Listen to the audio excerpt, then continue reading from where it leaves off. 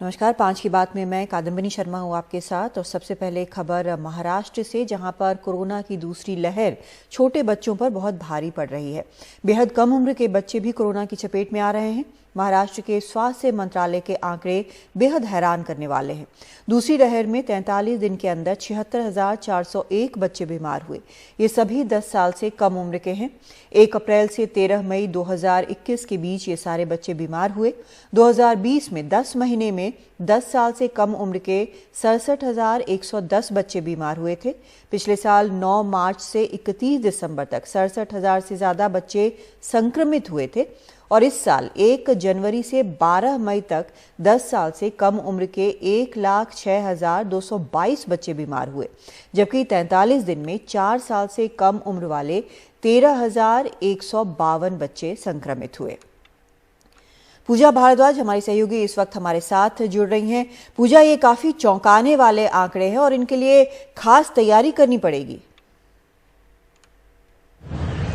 जी बिल्कुल कादम्बिनी, और इसकी शुरुआत हो चुकी है। जिस तरह से सरकार की तरफ से और जो हमारे टास्क फोर्स के सीनियर डॉक्टर्स हैं वो पहले से कह रहे थे कि तीसरी लहर के लिए तैयारी शुरू कर दें, जो आईसीयू बेड्स हैं उनको बनाना शुरू कर देना चाहिए। तो इसकी शुरुआत कुछ अस्पतालों में हो भी चुकी है। KJ सोमैया अस्पताल में NICU बन चुका है नवजात बच्चों के लिए। जो कोविड बच्चे हैं उनके लिए अलग से बेड्स ऐसे बना दिए गए हैं, क्योंकि वहीं पर कुछ ऐसे मामले भी हैं जहां पर 4 से 8 महीने छोटे बच्चे, नन्हे बच्चे पहुंच रहे हैं जिनका कोविड रिपोर्ट जो है भले ही नेगेटिव है लेकिन एंटीबॉडी उनके अंदर पॉजिटिव देखी जा रही है।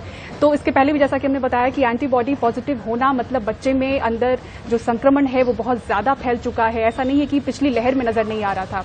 जो MIS के जो मामले हैं, inflammatory syndrome, multi system inflammatory syndrome, इसके मामले पिछले साल भी थे, लेकिन उसकी संख्या बहुत कम होती थी। जो कोविड पॉजिटिव बच्चे होते थे उनमें से बहुत कम संख्या होती थी जो जिनका रिपोर्ट नेगेटिव आता था पर एंटीबॉडी टेस्ट पॉजिटिव आती थी और MIS निकलता था। लेकिन इस बार ज्यादा संख्या, डॉक्टर बताते हैं कि 70% के करीब जो बच्चे उनके पास आ रहे हैं वो इसी सिंड्रोम के साथ आ रहे हैं और एंटीबॉडी टेस्ट उनकी पॉजिटिव आती है।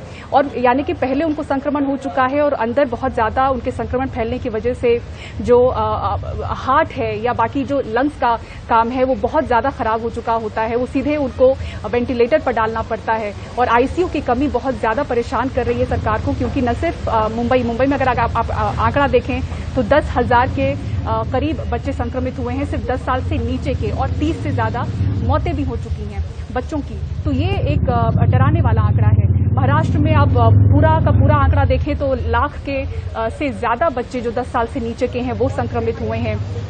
और जो MIS के मामले हैं वो ज्यादा जिलों में, नागपुर में, पुणे में, नासिक में भी देखे जा रहे हैं। और अब तो दूसरे राज्यों से भी पता चल रहा है कि इस तरह के मामले हैं। लेकिन मुंबई में चूंकि आप देखें संक्रमण सबसे पहले इसकी शुरुआत वेव की हुई है, तो जिस तरह से बड़ों में संक्रमण जाता है बच्चों में भी पहुंचता है, लेकिन बच्चों में लक्षण जो है वो बहुत बाद नजर आते हैं। जैसे एडल्ट्स में भी हैं तो लक्षण काफी समय के बाद दिखता है, लेकिन तब तक अंदर काफी असर कर चुका होता है। तो मेडिकल एक्सपर्ट्स भी बताते हैं कि जब तक जो बड़े हैं उनका सैचुरेशन लेवल अगर 80 के करीब नहीं आए तब तक उनमें ज्यादा तकलीफ नहीं दिखती है। तो इसमें लापरवाही भी एक तरह से हम कह सकते हैं, या हम कहें कि बहुत लोगों को ये जानकारी नहीं है।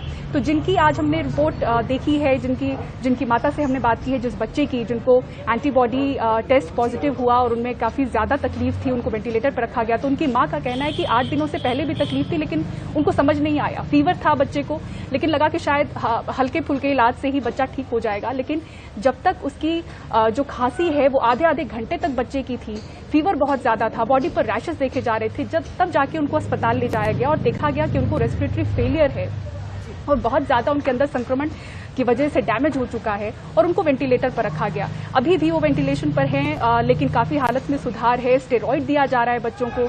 तो डर ये भी है एक्सपर्ट्स को कि जैसा हम बड़ों में देख रहे हैं कि स्टेरॉइड देने की वजह से माइकोमाइकोसिस की जो शिकायत दिख रही है, कहीं ना बच्चों में भी वो दिखे।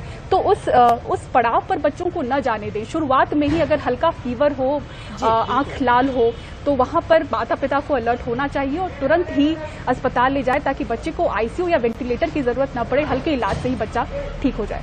बहुत शुक्रिया आपका पूजा इस पूरी जानकारी के लिए। तो माँ बाप को बेहद सावधान रहना होगा बच्चों के मामले में, और बाकी जगहों पर, न सिर्फ महाराष्ट्र बल्कि बाकी जगहों पर भी इसको लेकर शायद तैयारी ज़रूरी है। और एक और मामला है जो कि काफ़ी गंभीर है, वो है ब्लैक फंगस का, जो कि बढ़ने लगा है। मुंबई में कोविड की लड़ाई में जो लोग जीते हैं उन लोगों को इस वजह से अपनी आंखें भी गंवानी पड़ी हैं कुछ लोगों को। वहीं अस्पतालों में इसके मरीज भी बढ़ने शुरू हो गए हैं। नितिन शिंदे 44 साल के हैं। कोविड से तो वो जीत गए, लेकिन ब्लैक फंगस जीवन में काली रात ले आई। एक आंख गंवानी पड़ी। पीएमसी की 4 बड़ी अस्पतालों में ब्लैक फंगस के मामले बड़े हैं। नायर अस्पताल में 38, केईएम अस्पताल में 34, सायन अस्पताल में 32, कूपर अस्पताल में 7 मरीजों का इलाज चल रहा है। This is because the COVID infection leads to immunodeficiency. ये कोविड के चलते हो रहा है। डायबिटीज वालों की प्रतिरोधक क्षमता कम हो जाती है। स्टेरॉइड के ज्यादा डोज के चलते डायबिटीज वालों के प्रभावित होने की आशंका ज्यादा रहती है। The dosage of steroids has been quite high. पड़ोसी गुजरात में भी हाल बहुत अच्छे नहीं है। अकेले सूरत में ब्लैक फंगस के 40 मामले सामने आ चुके हैं। इनमें से 8 अपनी आंख गंवा चुके हैं। म्यूकोरमाइकोसिस जो है वो फंगल इन्फेक्शन है। अभी पोस्ट कोविड कॉम्प्लिकेशन के रूप में उसको देखा जा रहा है। किसी पेशेंट को अगर डायबिटीज़ की बीमारी हो, अगर उसको कोविड हुआ हो और साथ में उसको स्टेरॉइड दिया गया हो, तो उसके बाद ये होने की संभावनाएं रहती है। म्यूकोरमाइकोसिस बेसिकली एक फंगल इन्फेक्शन है जो जिसमें मुख्यत्वे जो फेशियल जैसे कि नाक है, दांत है, आँख है और ब्रेन को इसकी इफ़ेक्ट रहती है। बहुत स्पीड से ये फैलता है, तो जितना जल्दी उसका डायग्नोसिस हो जाए और ट्रीटमेंट शुरू हो जाए उतनी ही उसकी रिकवरी होने के चांसेस रहते हैं। ब्लैक फंगस का इलाज काफ़ी महंगा है, इसीलिए महाराष्ट्र सरकार ने मरीजों का मुफ्त में इलाज करने का फैसला लिया है। मुंबई से पूजा भारद्वाज के साथ पूर्वा चिटनिस, एनडीटीवी इंडिया। गोवा के अस्पतालों में बीती रात फिर ऑक्सीजन सप्लाई रुकने से 13 मरीजों की मौत हुई है। ये लापरवाही तब हुई जब कल ही हाईकोर्ट ने राज्य सरकार को चिताया था। दरअसल कल राज्य सरकार की ओर से बताया गया था कि ऑक्सीजन की कमी नहीं है, रीफिलिंग के लिए लॉजिस्टिक्स की कमी है। अदालत ने सख्त टिप्पणी में कहा था कि हम तकनीकी और लॉजिस्टिकल मुद्दों के कारण लोगों को मरने के लिए नहीं छोड़ सकते। जो भी समस्या है ठीक करें और इस बात का ख्याल रखें कि आज रात ऑक्सीजन की कमी से कोई मौत न हो। बावजूद इसके उसी रात मरीजों की मौत सरकार पर सवाल खड़े करती है।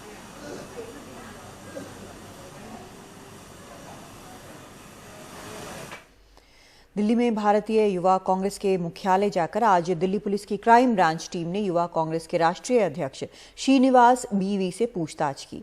कोरोना के मरीजों को राहत पहुंचाने के क्रम में आ रहे संदेशों, ऑक्सीजन, मेडिकल उपकरणों की मदद और बेड के प्रबंधन को लेकर क्राइम ब्रांच ने श्रीनिवास से पूछताछ की है। एक याचिकाकर्ता ने श्रीनिवास और उनकी टीम के साथ साथ सियासी पार्टियों के खिलाफ कोरोना के इलाज के लिए इस्तेमाल होने वाली दवाओं के अवैध वितरण का आरोप लगाया है।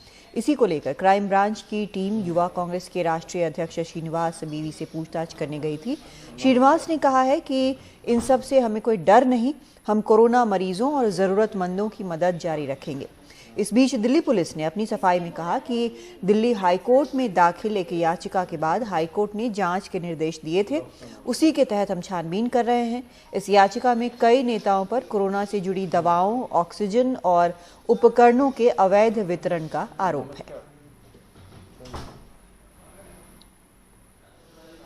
हम इस वक्त यूथ कांग्रेस के दफ्तर में मौजूद हैं और आप देखेंगे मेरे पीछे श्रीनिवास, जिनसे थोड़ी देर पहले दिल्ली पुलिस की क्राइम ब्रांच की टीम पूछताछ करके गई है। राहत सामग्री और जो तमाम दवाइयां इन्होंने उस दौर में लोगों को दिलवाई हैं जब सरकारें फेल हो गई थीं। और आप देखेंगे कि श्रीनिवास अभी भी जो राहत सामग्री है वो गाड़ी में लोड करवा रहे हैं और कहीं किसी की मदद के लिए किसी राज्य में लगातार जिस तरीके से वो 2 महीने से लगे हुए हैं वो अपना काम कर रहे हैं। श्रीनिवास, क्या क्राइम ब्रांच के लोग आए थे, क्या कुछ पूछ गए आपसे? क्राइम ब्रांच लोग आए थे, किसी ने पिटीशन डाला है, उसको लेके आप लोग किस तरीके से मदद कर रहे हैं उसका रिपोर्ट मांगा है। हमने बोल दिया हमने रिपोर्ट दे देंगे, ओवरऑल भी दे दिया है। उनको ऑफिशियली भी हमने लेटर हेड में भी दे रहे हैं। लेटर हेड पे भी देना है आपको लिख करके। उन्होंने बोला कि कोर्ट के आदेश पर वो पूछताछ कर रहे हैं। हाँ, कोर्ट ने जो पिटीशन डाला है हाई कोर्ट में उसी को आदेश। लगातार ये कहा जा रहा है कि आप लोगों ने कहीं ना कहीं पुलिस को अंदेशा है और तमाम लोग भी ये कह रहे हैं जो शायद कुछ राजनीतिक दलों से हैं कि आप लोगों ने दवाइयों की होर्डिंग की, इलीगली आपने चीज़ों को अपने पास रखा और अपनी सुविधा के मुताबिक लोगों को दिया। देखिए, कौन क्या कह रहा है, कौन क्या बोल रहा है, हमने ज़्यादा ध्यान नहीं देता है। इस समय में लोगों को मदद करना है। क्लियर आदेश है हमारा नेता राहुल गांधी जी का, लोगों का जान बचाना है। हमने इस तरीके का कोई काम नहीं किया है। हमने सही तरीके से काम, लोगों को मदद करने का एक माध्यम बन के हमने काम किया। आपको डर नहीं लगता श्रीनिवास? नहीं, डरने के लिए क्या है, इसमें गलत क्या है? हमने माध्यम बन के हमने किस तरीके के लोगों को मदद करना, वही काम हमने किया, अभी भी करते रहेंगे हम। तो क्राइम ब्रांच ने आपको कोई डेडलाइन दी कब तक आपको रिप्लाई फाइल करना है अपना? ऐसा कोई डेडलाइन नहीं दिया, जल्दी से जल्दी भेजने के लिए बोला है। उन्होंने आपको कोर्ट का आदेश दिखाया था? हाँ, वो लोग ने कुछ पेपर भी लेके आके मेरे को दिखा दिया है। उसमें और कुछ लोग भी है, शायद पता नहीं किस किस का नाम है। श्रीनिवास, आखिरी सवाल आपसे, लगभग अगर आपको रफली याद हो आपने कितने लोगों को अस्पताल में भर्ती करवाया होगा, कितने लोगों को ऑक्सीजन सिलेंडर दिलवाए होंगे? सारी हमारा पास डेटा है, हमने किसको मदद किया है, कैसे किया है, सारी हमारा पास डेटा है। पार्टी से कुछ अभी हाईकमान से कुछ किसी ने कुछ बोला आपको? जो पूछताछ हुई और जाहिर सी बात है सोशल मीडिया पर काफ़ी आपको लेके समर्थन भी मिल रहा है आपको, उसको लेके पार्टी हाईकमान से कुछ अभी? नहीं, पार्टी हमेशा स्टैंड लेता है। पार्टी का भी सोच है इस देश को बचाना है, इस समय में लोगों को बचाना है। लोगों का हालत के ऊपर पार्टी का हमेशा चिंता है। राहुल गांधी, प्रियंका गांधी जी, सोनिया गांधी जी, इन लोगों का सभी एक ही है। दिन भर रात वो लोग भी कोऑर्डिनेट कर रहे हैं, मदद करने का कोशिश कर रहे हैं हर जगह। और सारे पीसीसी से लगे हैं, एम्बुलेंस से लेके तमाम कामें चल रहा है। तो इस समय में अभी आप क्या करेंगे श्रीनिवास? जैसे आप पहले काम करते वैसे ही करते रहेंगे या कुछ अब? नहीं, तो काम तो रुकेगा नहीं, काम तो हमने करना पड़ेगा ना। लोगों को कोई भी हमारा पास आके रिक्वेस्ट करेगा मदद के लिए, हम करते रहेंगे मदद। कांग्रेस नेता राहुल गांधी ने ट्वीट कर कहा कि बचाने वाला हमेशा मारने वाले से बड़ा होता है। #I stand with IWC। वहीं कांग्रेस नेता रणदीप सुरजेवाला ने कहा कि लगता है कि मोदी जी ने मदद करने को अपराध कहा है, इसीलिए आज श्रीनिवास बीवी से पूछताछ हुई। नमस्कार साथियों, आज इस देश के हर व्यक्ति को निर्णय करना पड़ेगा कि क्या मुसीबत में ऑक्सीजन पहुंचाना अपराध है? क्या रेमडेसिवियर का इंजेक्शन लेने में मरते हुए व्यक्ति की मदद करना अपराध है? क्या दवाई पहुंचाना मरीज तक अब इस देश में अपराध है? लगता है नरेंद्र मोदी जी ने कहा कि हाँ ये अपराध है, इसीलिए आज भारतीय राष्ट्रीय युवा कांग्रेस के कार्यालय में बी श्रीनिवास जी और युवा कांग्रेस की पूछताछ के लिए दिल्ली पुलिस को अमित शाह जी और नरेंद्र मोदी जी ने भेजा है। क्या इससे भी घृणित और गिरा हुआ कार्य कोई हो सकता है? 2 दिन पहले आप नेता दिलीप पांडे से भी क्राइम ब्रांच ने पूछताछ की थी। माननीय अरविंद केजरीवाल जी के आदेश पर, निर्देश पर सभी विधायक साथी, हम सब लोग अपने को बचाते हुए जब से ये विपदा शुरू हुई है लोगों की मदद करने की कोशिश कर रहे हैं। लेकिन आप सबने देखा नतीजा कि जो व्यवस्था है, जो तंत्र है, ये जो दिल्ली की पुलिस है, उनका क्राइम ब्रांच है, वो इस बात की पड़ताल कर रहा है कि ये मदद हो कैसे पा रही है। मेरे पास पड़ताल आई और मैंने लिखित में अपना जवाब सबमिट कर दिया है। क्राइम ब्रांच की टीम अकेले आम आदमी पार्टी या कांग्रेस के पास अकेले नहीं जा रही है। जैसा कि मुझे आज मालूम चला कि श्रीनिवास जी के पास भी आज गई थी, वैसे ही परसों एक क्राइम ब्रांच की टीम मेरे पास भी आई थी। तो उन्होंने इंक्वायरी करी और स्टेटमेंट लेकर चली गई। इस पूरे मामले पर दिल्ली पुलिस ने कहा है कि दिल्ली हाई कोर्ट ने हमें जांच करने का आदेश दिया। दीपक सिंह ने हाई कोर्ट में अर्जी दी जिसमें कहा गया कि नेता कोरोना दवाइयों के अवैध तौर पर वितरण में शामिल हैं।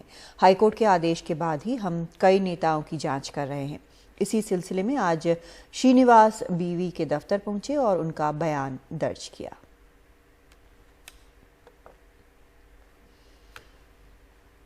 सौरभ शुक्ला हमारे सहयोगी इस वक्त हमारे साथ जुड़ रहे हैं।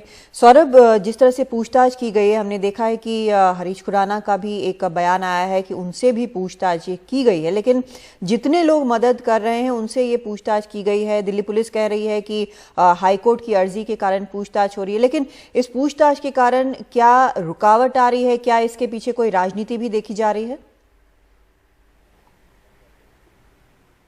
देखिए, सबसे बड़ी बात कादम्बिनी यही है कि अभी अभी थोड़ी देर पहले जैसे कि हरीश खुराना ने कहा कि पूछताछ ऐसा नहीं है कि श्रीनिवास से हो रही है या फिर दिलीप पांडे से हो रही है, पूछताछ बीजेपी के नेताओं से भी हो रही है। और बीजेपी के नेताओं से नहीं, सिर्फ अभी हरीश खुराना से हुई है। और गौतम गंभीर ने जब उन पर काफ़ी क्रिटिसिज्म हुआ कि वो IPL में कॉमेंट्री कर रहे हैं और उनकी कॉन्स्टिट्यूंसी में लोग मर रहे हैं, ऑक्सीजन नहीं है, तब उनकी टीम, वो खुद नहीं आए थे, उनकी टीम ने 2-3 दिन फैबीफ्लू जो दवाइयाँ हैं वो उन्होंने वहाँ पर बांटी थी और मुफ्त में दवाइयाँ बांटी, जिसको लेकर के उनका भी बयान दर्ज होना है। तो उन्होंने भी कहा है कि इसको पॉलिटिसाइज नहीं करना चाहिए, एक ड्यू प्रोसेस है, उसमें अपना बयान देना चाहिए। ऐसा नहीं कि अब श्रीनिवास कह रहे हैं हम बयान नहीं देंगे, वो भी कह रहे हैं कि हम अपना बयान दे रहे हैं, लेकिन कहीं ना कहीं इसकी टाइमिंग को लेकर के सवाल उठ रहे हैं। और ऐसे समय पर कादम्बिनी, जब वाकई में देश को ज़रूरत है कि सही समय पर लोगों को ऑक्सीजन मिले, जो जैसे कि चाहे वो ब्लैक फंगस की बातें हों, और अभी भी दिल्ली में खुद आज अरविंद केजरीवाल ने कहा है कि यहाँ पर हमारे पास ICU बेड्स लगभग फुल हैं, वेंटिलेटर फुल हैं, और अभी भी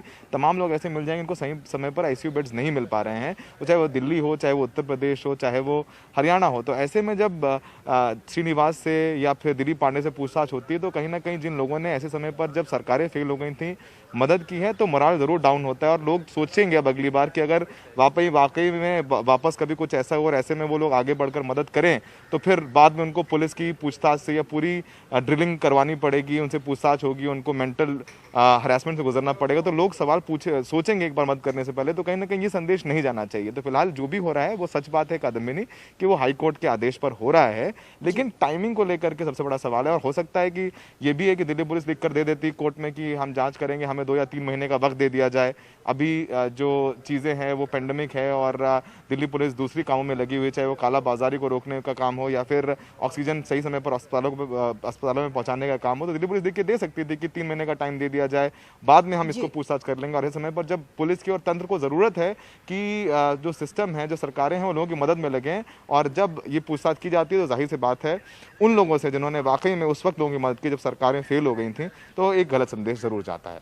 बहुत शुक्रिया आपका सौरभ इस पूरी जानकारी के लिए। तो लोगों को अभी भी ज़रूरत है और ये लोग लोगों की लगातार मदद कर रहे हैं। एक छोटा सा ब्रेक लेते हैं।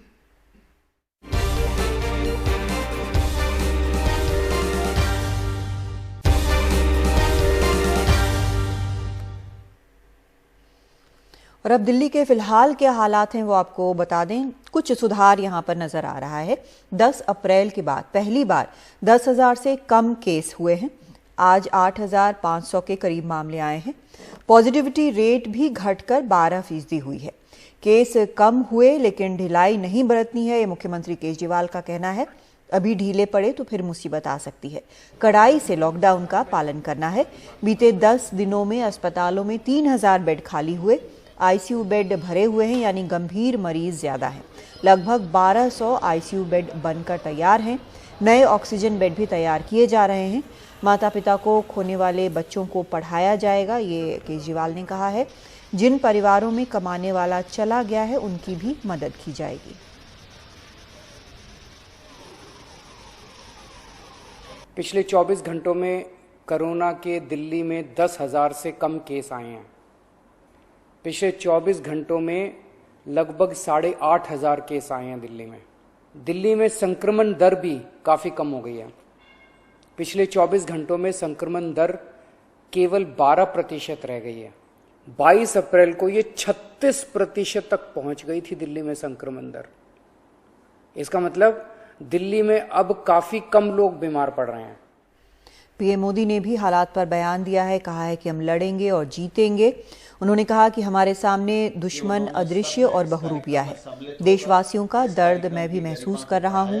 ये संक्रमण गांव में भी तेजी से पहुंच रहा है।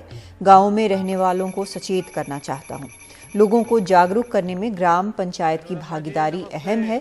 संसाधनों से जुड़े गतिरोध दूर करने की कोशिश जारी है। सरकार इससे निपटने की हर कोशिश कर रही है। टीका ही कोरोना वायरस से सुरक्षा कवच देगा। ज्यादा से ज्यादा टीकाकरण की कोशिश की जा रही है। ये संक्रमण अभी गांव में भी तेजी से पहुंच रहा है। देश की हर सरकार इससे निपटने के लिए हर संभव प्रयास कर रही है। इसमें गांव के लोगों की जागरूकता, हमारी पंचायती राज से जुड़े जो भी व्यवस्थाएं हैं, उनका सहयोग, उनकी भागीदारी उतनी ही आवश्यक है। बचाव का एक बहुत बड़ा माध्यम है कोरोना का टीका। केंद्र सरकार और सारी राज्य सरकारें मिलकर ये निरंतर प्रयास कर रही हैं कि ज्यादा से ज्यादा देशवासियों को तेजी से टीका लग पाए। देश भर में अभी तक करीब 18 करोड़ वैक्सीन डोज दी जा चुकी है। देश भर के सरकारी अस्पतालों में मुफ्त टीकाकरण किया जा रहा है। इसलिए जब भी आपकी बारी आए तो टीका जरूर लगवाएंगा। वैसे भारत में स्पुतनिक वैक्सीन की भी शुरुआत हो गई है। डॉक्टर रेड्डीज लैब के दीपक सप्रा ने आज टीके की पहली डोज लेकर इसकी शुरुआत की। आम लोगों के लिए ये अगले हफ्ते से उपलब्ध होगी। रूस से आने वाली वैक्सीन है ये और 995 रुपए 40 पैसे प्रति डोज इसकी कीमत है।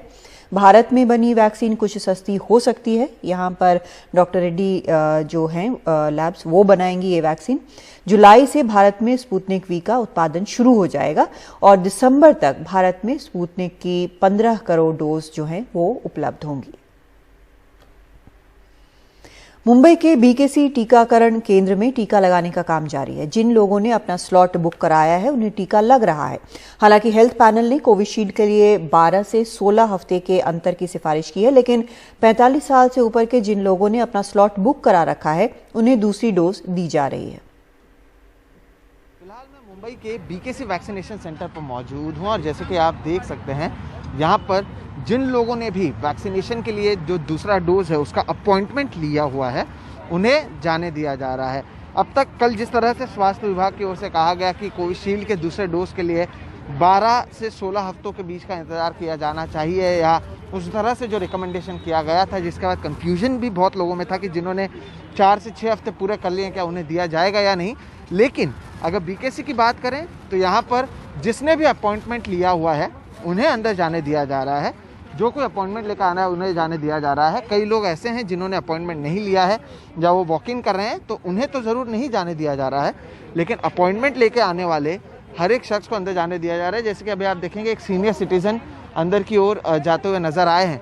तो अपॉइंटमेंट लेकर जाने की इजाज़त फ़िलहाल यहाँ पर मौजूद है। कहीं ना कहीं से लेकर लोगों में कई सारे कन्फ्यूजन था कि जाने दिया जाएगा या नहीं जाने दिया जाएगा। अगर अपॉइंटमेंट है भी, क्योंकि जिस तरह से समय बढ़ाने की बात की गई है उसके बाद कई सवाल उठे थे। लेकिन फिलहाल बीएमसी में कहीं ना कहीं आप कह सकते हैं कि अगर आपके पास अपॉइंटमेंट है और आप सेकंड डोज के लिए आए हुए हैं, 45 साल से ज़्यादा आपकी उम्र है, तो आपको जाने दिया जा रहा है। हालांकि वॉक इन अलाउड नहीं है, लेकिन अपॉइंटमेंट लेकर आप टीकाकरण का जो अपना दूसरा डोज है वो फिलहाल ले सकते हैं। मुंबई से कैमरा पर्सन राजेंद्र दयालकर के साथ सोहित मिश्रा, एनडीटीवी इंडिया।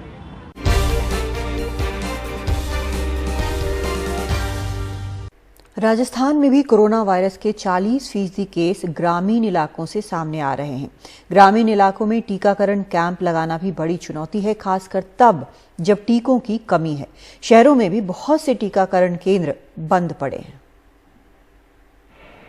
राजस्थान के पश्चिमी सरहद जिला बाड़मेर के सरकारी अस्पतालों का ये नज़ारा। जिला मुख्यालय के मेडिकल कॉलेज अस्पताल के बेड पूरी तरह से भर चुके हैं। हालात ये हैं कि एक बेड पे 2-2 मरीजों को लिटा के उपचार शुरू किया जा रहा है।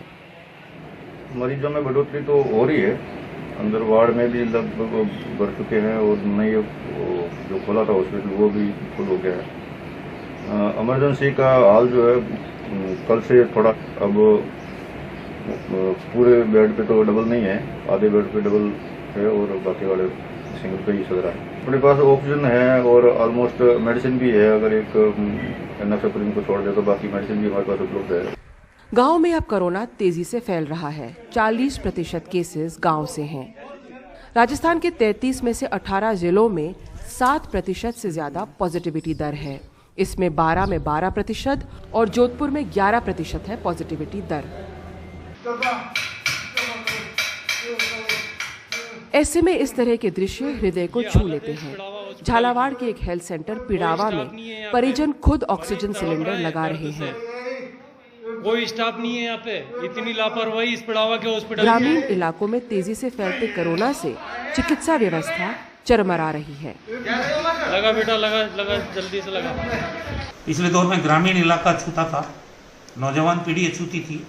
अब ये ग्रामीण इलाकों में फैला है इस बार, और यही सबसे बड़ी चिंता की बात है। अगर संक्रमण की दर जो कि आज 8% से ज़्यादा हुई है, हम देश के पहले 5 राज्यों में हैं जहाँ एक्टिव केसेस की संख्या 2 लाख पार कर गई है। ये हमारे लिए चिंता की बात है। समस्या ये है कि कई गांवों में लोगों को कोरोना के लक्षण हैं, लेकिन ये सरकारी आंकड़ों में दर्ज नहीं हो रहे हैं क्योंकि ये अस्पताल तक नहीं पहुंच पा रहे हैं। अगर हमारी हेल्थ खराब हो जाए या इमरजेंसी के लिए जाना पड़े तो हमें कम से कम 15 किलोमीटर दूर तक हमें जाना पड़ता है। हमारे आसपास कोई हॉस्पिटल, कोई सुविधा ऐसी कुछ भी नहीं है। अभी 5 लोगों को तो पॉजिटिव आ चुका है और ऐसा हर 2-3 घर में ऐसा लगता है कि हर किसी के जुकाम, खांसी, बुखार ये सब ग्रस्त है। और जो भी लोग हैं वो टैबलेटों से काम चला रहे हैं और अपने घर रह रहे हैं। दूसरी ओर वैक्सीनेशन की भी कमी है। जब शहरों में ही वैक्सीनेशन केंद्र ठप पड़े हैं तो गांव तक पहुंचना दूर की बात है। दूसरा वैक्सीनेशन लगा ही नहीं, जबकि वो टाइम से लगना चाहिए था। वैक्सीनेशन आया ही नहीं। मैंने दोबारा एनएम से भी संपर्क किया तो बोला अभी वो वैक्सीनेशन आई नहीं है। समस्या तो वही, काफ़ी लोगों को मालूम भी नहीं है इस रजिस्ट्रेशन का मामला में। वही क्या होता है, और पढ़े लिखे भी कम ही है गाँव में। और जो पीछे वाले जो पीढ़ी है, जो युवा लड़के, उनको कम मालूम है इस चीज़ों की। और पुराना जो लोग हैं इनके पास नहीं तो ऐसा कोई मोबाइल है, नहीं ऐसी कोई चीज़ें जो उनको मालूम पड़े। अब चिंता ये है कि ना ही 40% कोरोना के केस गांव से हैं, उतनी ही मौतें भी अब जिलों में दर्ज हो रही हैं। बाड़मेर से कन्हैया लाल डालोरा और झालावाड़ से आरिफ मंसूरी के साथ Harsha Kumari Singh, NDTV India. Corona से लड़ाई के इस दौर में चंद्रपुर के डॉक्टर्स ने एक मिसाल पेश की है। 15 डॉक्टरों का एक ग्रुप कोरोना मरीजों की देखभाल और दवाई में अहम भूमिका निभा रहा है। डॉक्टरों की इस टीम की वजह से गांव में बीमार पड़ने वाले 90% से ज्यादा लोग घर पर ही ठीक हो जा रहे हैं। चंद्रपुर में कोरोना बीमारी और लॉकडाउन से बेजार जनता को निजी डॉक्टरों का सहारा मिला है। कोरोना के प्राथमिक लक्षण दिखने पर अब उन्हें महंगे अस्पतालों और सरकारी तंत्र पर निर्भर नहीं रहना पड़ रहा है, बल्कि वो अपने घरों में ही क्वारंटीन रहकर इलाज करा रहे हैं। अच्छा एक्सपीरियंस अनुभवी डॉक्टर हमारे साथ जो जुड़े हैं वो सारे लोग इन लोगों को संभाल रहे हैं और हम लोग फोन पर, टेलीफोनिक और टेली कम्युनिकेशन से फॉलोअप ले रहे हैं और बहुत सारे लोग अभी तक ठीक हो चुके हैं। कोरोना में शुरू में ही सही इलाज मिले तो 95% मरीजों को अस्पताल में भर्ती होने की नौबत नहीं आती। चंद्रपुर के डॉक्टरों का यह ग्रुप इसी सिद्धांत पर काम कर रहा है। इससे प्रशासन का बोझ कम भी हुआ है। महानगर पालिका के रूल्स रहते हैं आइसोलेशन के, वो फॉलो करके हम आइसोलेशन उनको अलाउ करते हैं और आइसोलेट होने के बाद पेशेंट को हर 3rd डे, 2nd डे या आने वाले दिनों में हम उनको रीच आउट करके उनको कोई प्रॉब्लम्स है क्या, उनको कोई नए सिम्टम्स आ रहे हैं क्या, उनका ऑक्सीजन सैचुरेशन बराबर मेंटेन्ड है क्या, इसकी जानकारी लेते हैं।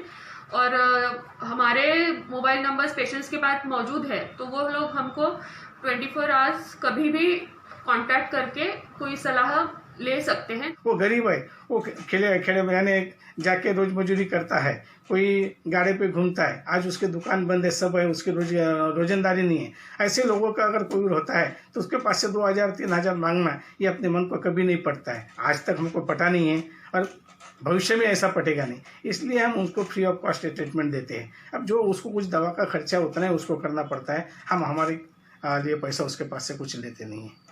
जो कुछ सर्विस वाला है दे सकता है तो उसके पास से उतनी नॉमिनल जो अपनी फीस है वो हम लेते हैं। चंद्रपुर मनपा ने भी इन्हें मरीजों के लक्षण देखकर होम आइसोलेशन सर्टिफिकेट देने की अनुमति दी है और इनके काम की सराहना की है। घर घर में पेशेंट्स अभी बहुत मात्रा में हैं, तो ऐसे लोगों को मेडिकल सलाह, मेडिकल जो कंसल्टेशन है वो उपलब्ध होना चाहिए। इसलिए IMA Indian medical association Chandrapur की जो है उन्होंने बहुत अच्छा प्लानिंग किया है। उन्होंने निःशुल्क सेवा प्रदान करने के लिए उन्होंने प्लानिंग किया है। चंद्रपुर में तकरीबन 3,500 कोरोना के मरीज हैं, जिनमें 2,000 के करीब होम आइसोलेशन में रहकर इलाज करा रहे हैं। स्थानीय डॉक्टरों की इस पहल से आम जनता और मनपा प्रशासन दोनों की मदद हो रही है। चंद्रपुर से विनोद दुर्गे के साथ मुंबई से सुनील सिंह, NDTV इंडिया के लिए।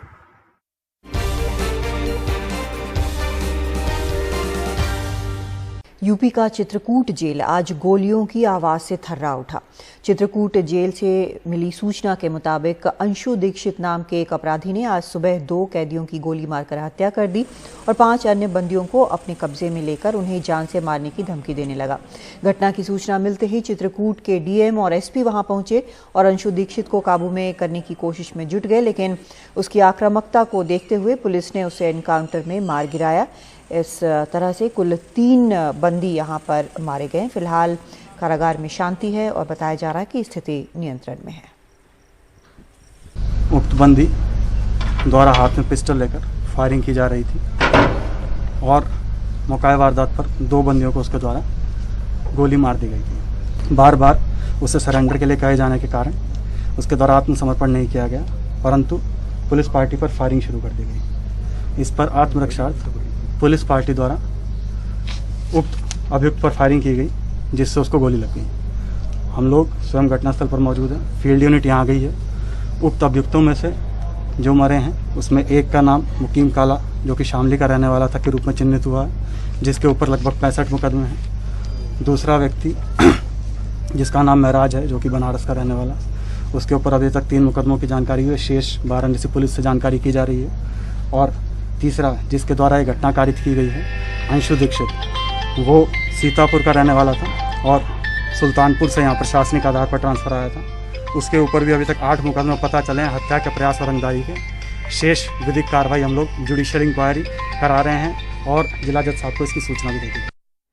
और अजय सिंह इस वक्त हमारे साथ जुड़ रहे हैं। अजय, ये बहुत बड़ी चूक है कि जेल में एक बंदी है, उसके पास हथियार आते हैं और वो 2 और लोगों की हत्या कर देता है। इस तरह से 5 को बंधक बना लेता है, पुलिस के साथ भी गोलीबारी में शामिल हो जाता है। बिल्कुल कादम्बरी, ये बड़ी बात है कि जिस तरीके से जेल के अंदर उसको पिस्टल मिलती है, उस पिस्टल से वो 2 ऐसे लोगों की हत्या करता है जो खुद अपराधी रहे हैं, जिनका रिश्ता नाता बंदूक से और गोलियों से रहा है। ऐसे लोगों को वो मार देता है जान से। और तो किस तरीके की वो पिस्टल रही होगी, वो 9mm पिस्टल होगी, जिससे कि लगते ही मान किसी की मौत हो गई, किसी गोली की, कोई साधारण कट्टा या रिवॉल्वर नहीं होगा। तो अगर इस तरीके की कोई चीजें उसके पास तक पहुंचती है, उसके पास मिली जेल के अंदर, तो ये अपने आप में एक बड़ा सवाल खड़ा करता है। इसके पहले बनारस में भी इस तरीके की एक घटना हुई थी। आपको मालूम है कि जेल के अंदर ही जो है वो मुन्ना बजरंगी की भी ऐसी ही हत्या हो गई थी। जो बड़े एक अपराधी थे उनकी भी हत्या हुई थी, मुन्ना बजरंगी की भी जेल के अंदर की गई थी। तो इधर कुछ इस तरीके के एक ट्रेंड देखने को मिला है कि जेल के अंदर अपराधी के जरिए अपराधी को ही जो एक मारने की इस तरीके की जो घटना हो रही है, ये कई तरीके के सवाल खड़े करते हैं। पहला सवाल तो ये खड़ा करता है कि आखिर जेल के अंदर इनके पास उस तरीके के असलहे पहुंचे कैसे? असलहे पहुंच गए तो ये जो नोटेरियस बदमाश है, ये अलग अलग बैरक में रखे जाते हैं। ये एक साथ कैसे हुए, मिले, एक दूसरे के साथ कैसे मिले, जेल के अंदर की अंदरूनी व्यवस्था क्या है? पुलिस अब अपने बचाव में तो बहुत कुछ कहेगी कादम्बनी, लेकिन ये जेल के अंदर या हमारी जो जेल है उनमें और पुलिस का क्या है, उसको देख करके कई तरीके के सवाल खड़े हो रहे हैं। जी, इस मामले में क्या जांच के आदेश दिए गए हैं? क्योंकि ये काफी गंभीर मसला है, जैसा आप बता रहे हैं कि बार बार ऐसा हो रहा है। बिल्कुल, जांच का आदेश दिया गया है। चित्रकूट जो पुलिस से हम लोगों की बात है उनसे ये पता चल रहा है कि जो है जेल में कैसे असलहा पहुंचा, किस तरीके से हुआ, कहाँ चूक हुई, इन तमाम बिंदुओं पर जो है वो अब जांच हो रही है। जांच होने के बाद क्या निकल करके आएगा ये तो देखा जाएगा। लेकिन चूंकि जो मेन अभियुक्त था वो भी मारा गया, अगर अंशु दीक्षित पकड़ में आ जाता या कब्जे में आता तो पता चलता कि आखिर उसके पास बंदूक कहाँ से पहुंची, किस तरीके से वो रिवॉल्वर लाया। अब वो भी नहीं है, तो अब ये जांच कहाँ जाकर के बैठेगी फिर ये देखने की एक बात होती है। बहुत शुक्रिया आपका अजय इस पूरी जानकारी के लिए। तो उम्मीद करते हैं कि जांच में सभी चीज़ें सामने आ जाएंगी और फिर से ऐसी घटना ना हो।